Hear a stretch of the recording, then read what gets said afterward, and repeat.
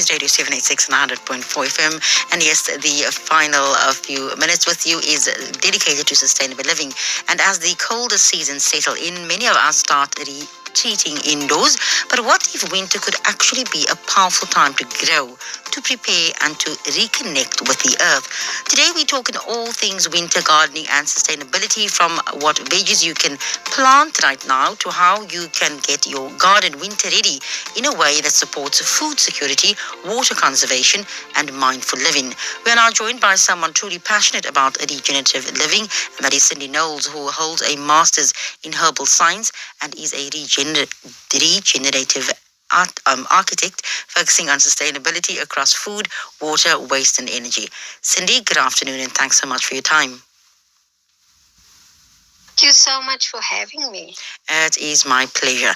Cindy, let's start with telling us a bit more about your journey into herbal science and also regenerative architecture, and what drives your passion for sustainability. Okay, I know it's a mouthful, but it started off very small. I basically did my diploma in environmental health, and that sort of got my love for nature and plants and medicine, especially growing. So I wanted to go into that. And then at the time, UWC was offering a pilot course on herbal science. Which now it's called traditional medicine course, but then it was herbal science, and I did my honors and masters in it, and that created a love for holistic health in me. And so fast forward to now, I'm now in the NGO space. And so my passion is to educate people around sustainability, food, water, energy, waste, so that they can have security and also help change people's mindsets, because most of them say, oh, but I don't have money for food and I don't have money for medicine. But it's about changing the mindset, and that's where the regenerative architect steps in, because it's about repurposing, re-engineering, and regenerating the very little that you have around you, whether it is a tin to repurpose into a cooking stove, or a water bottle, a 5-liter bottle that you can turn into a tap, or even just the weeds that are growing around that has a lot of medicinal and nutritional value that you can actually use for medicine and for food. For example, there's this plant that I'm sure everybody knows about. It's called the malva plant. Or the mallow plant, and it grows wild everywhere. But before, traditionally, they actually, marshmallows was actually made as a medicine first from this plant, because it had mucilage properties. And so the children at the time couldn't take medicine, like when they had a sore throat, tonsillitis, or a chest infection. And then they used to boil the roots of this plant, the mallow or the malva plant, and it formed like this thick gooey substance, which then was called marshmallows, and it could then coat the kids' throats. It was antiseptic and antibiotic, so it healed them just by eating this, and then it became, a treat. But that's basically how it started, and if people just knew what they have around them and how to use it, we could have so much food security and power at the tips of our fingers. Wow. Now, Cindy, what does regenerative living really mean in practical, everyday terms? It basically just means using what you have around you. Looking at something and seeing, how can I reuse this thing that I'm going to throw away for waste? How can I use it to make my life easier, to supplement for things that I don't have? And so that we can get away from the mindset of entitlement of, I can't survive if you don't give me.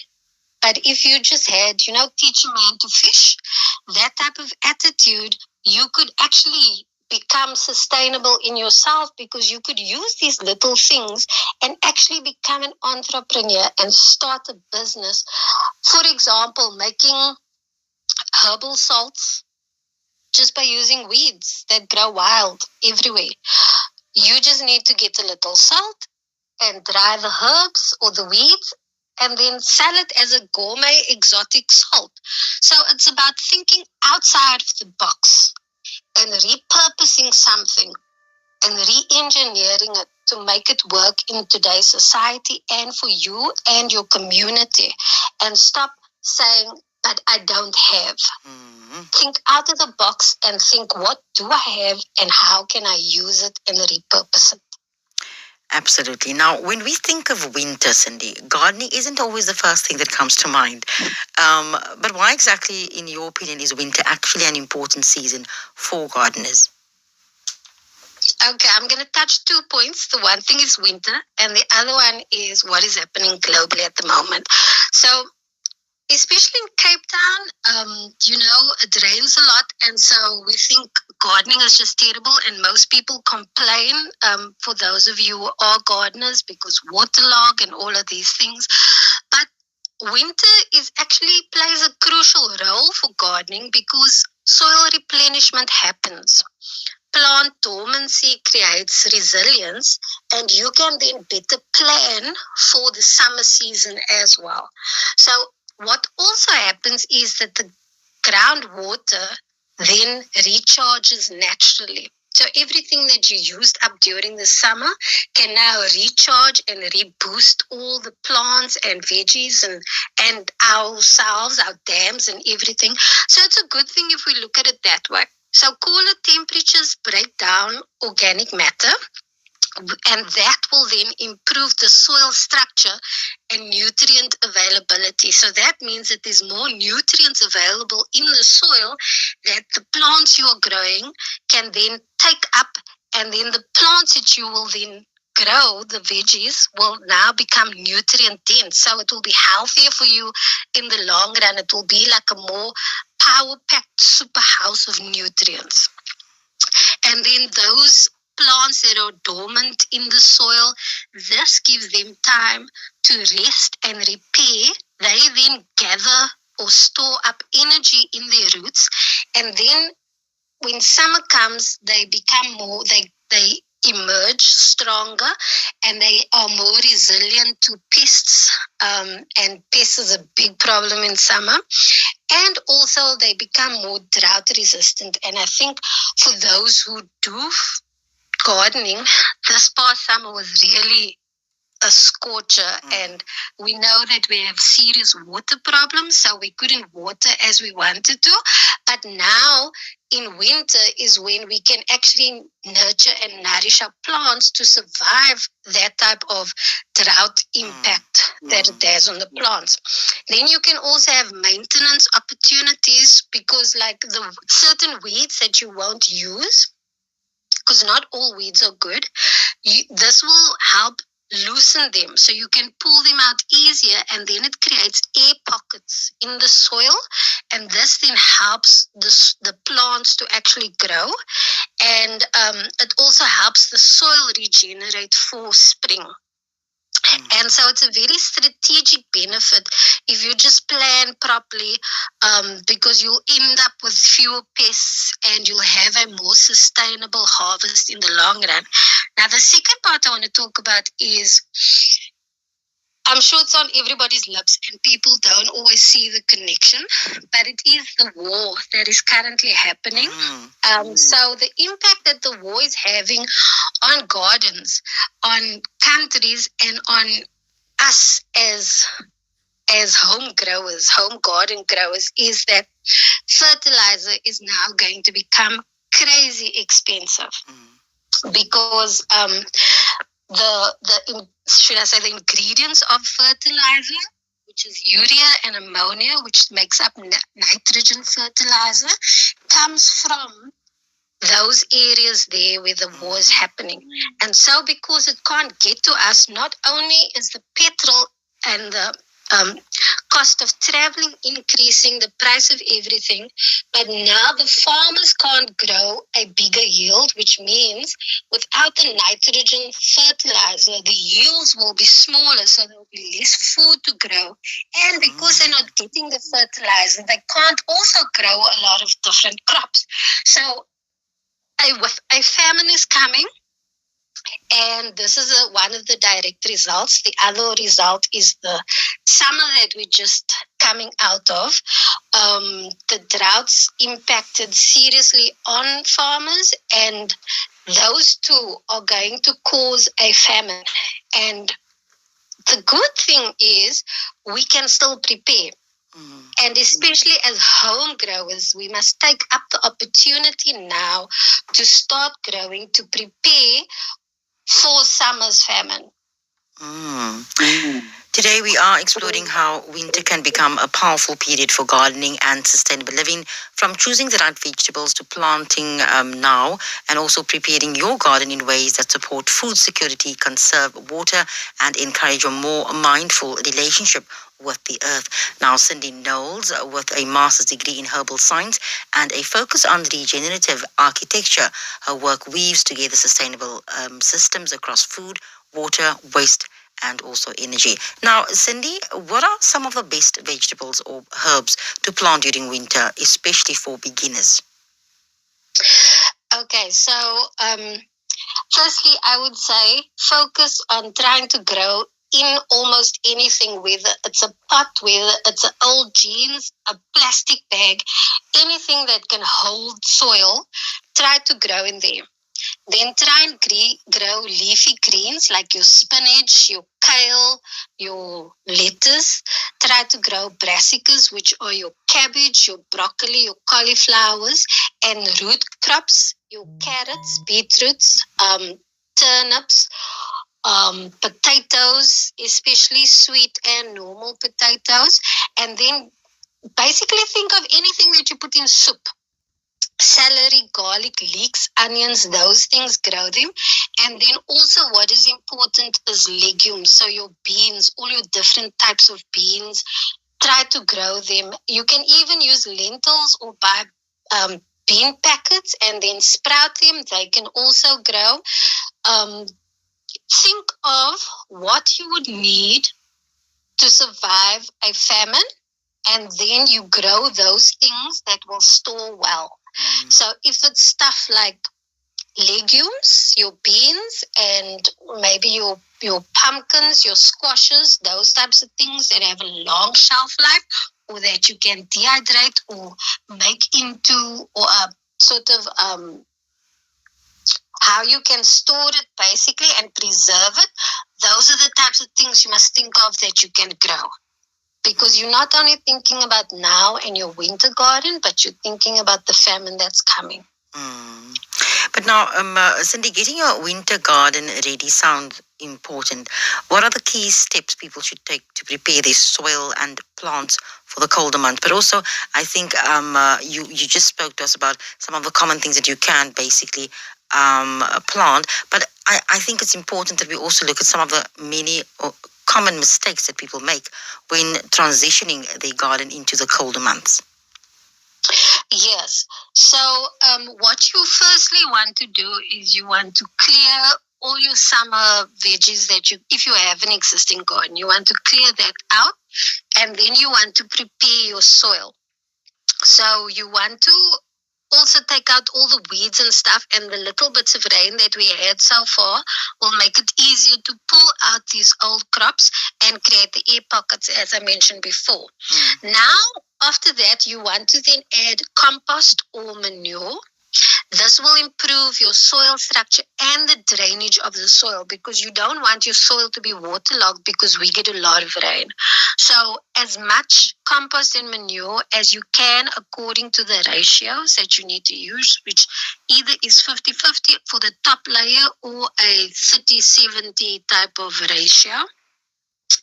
That will then help the soil structure. Now you also want to take whatever stones are in the ground out, because you're going to be growing lots of root veggies. So, for your example, your carrots to grow straight and beautiful, anything that is going to be in its way is going to make it crooked, and you don't want that. So, you need to take that out.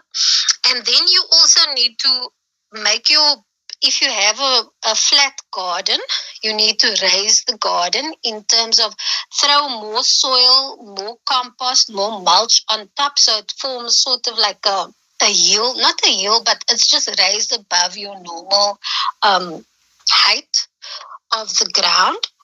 So that when it drains down to the side and it doesn't become waterlogged. And then obviously wherever you can, get as much mulch as possible, because this will help with the temperature of the soil. So then our cold and wet climatic factors won't influence the growing of the vegetables so much, because the mulch will regulate the temperatures. And then where you can, try and do as much pot planting or raised beds with good drainage. And then, Cindy, how can someone with limited space, like a balcony or small yard, still grow food in winter? You can grow inside as well. So I have an inside and an outside garden. Wow. You can, like I said, you can use pots, any types of pots. You can all use old pans.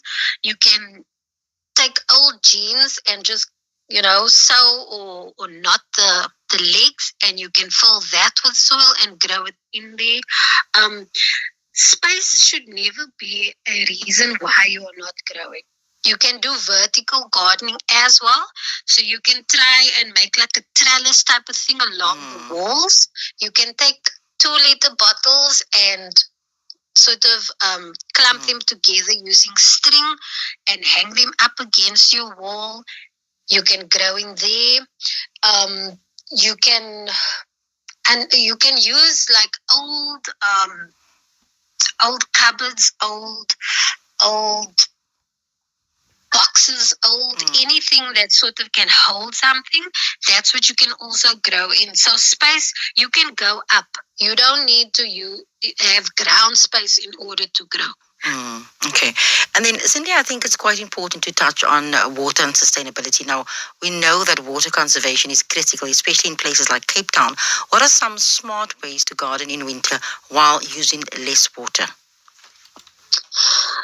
Okay, so a very good thing to do is try and get as many raised beds as you can, or potted plants, because they have openings in the bottom that will drain the water as soon as it comes in. But if you don't, you need to do things that will keep your soil well drained. So yes, you're going to form that sort of hill type thing, or raise your garden a little. But you are also going to try and put gravel around your garden. This will then help absorb the water as well. Use as much mulch or straw or shredded leaves as possible. It also helps with erosion when the wind blows, because we also have terrible wind. And then keep those that use the plants that use a lot of water, keep them together, and the plants that use less water, or the plants that use a lot of sun, and those that use less sun, group those together, so that you can then strategically place how your veggies are going to be in your garden, where it gets a lot of sun, where it will get a lot of rain, those types of things, so that you can sort of work in tandem with the needs of the plant and what it can't handle. And then maybe put a shade cloth or something over it, just to sort of prevent the water, and then maybe buckets on the side where it can then run off onto. Now, we are, of course, our time is limited, but I want to, just on a final note, touch on, we know that there's almost like a slower, more reflective energy in winter, right? How can people use the season to reconnect with nature? But at the same time, maybe just also leave us with, how exactly does gardening support mental and emotional well-being during the colder months? Okay, yes. Because our winters are very gloomy. We hardly see the sun. Um, what could be helpful is that we fill our homes with lots of herbs and pot plants so that we can nurture them ourselves. Also, the light from the light will also help grow the plant when there isn't sunlight. And then breathing in the soil while you are, maybe just clearing out or playing with your plant, that will release the certain bacteria that actually improves our serotonin levels, which are our happy hormones. And then breathing in the oxygen that the plants are making. And also, it's a known fact that looking at greenery calms the mind, it calms the spirit, it puts you in a happier sort of space, basically. So food, waste, and energy systems all connect in a home garden setup. And of course, you speak a lot about sustainability beyond just planting. And I think you've definitely highlighted those things, alhamdulillah. But Cindy, just on a final note, what small practical changes can listeners make today that will move them towards a more sustainable and self-sufficient lifestyle this winter? Prepare for what is coming, basically. Start with what you have, try to repurpose what you have. Store water, whether it's in 5-liter jugs or whatever terrain is possible.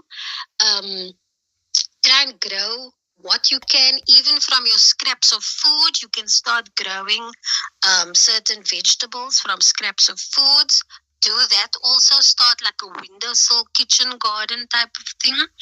Try and grow as much as you possibly can, and think of not just now, but think of what is coming, and see what little steps you can take to get to where you are coming. So whatever little, maybe you are growing basil in your kitchen. Take a couple of leaves, make pesto, or make dry them out and make salts. Do certain things to preserve them for what is coming, so that you're using every little bit that grows, and that nothing will go to waste if you're not eating it. That would be, yeah.